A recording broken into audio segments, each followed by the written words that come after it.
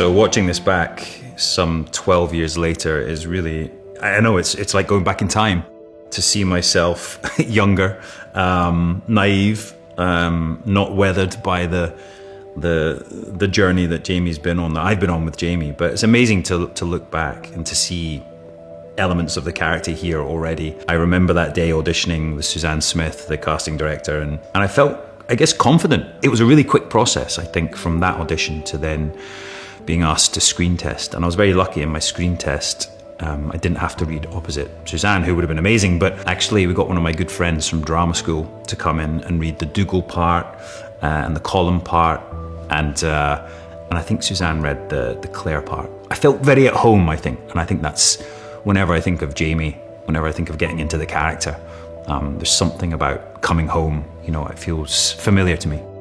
Then we had to find Claire, you know, and I think over that period, you know, I got to know Jamie more, I got more and more comfortable with these scenes, but I had to audition and screen test with a lot of different Claires.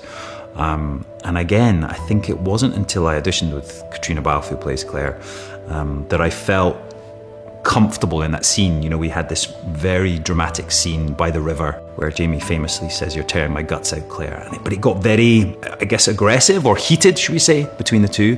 And I remember Katrina and I really going at it. We were, you know, clawing at each other. We were really, really in each other's faces. And I think that struggle, that pull between the two of them, the push and pull, really made that relationship quite fiery and passionate.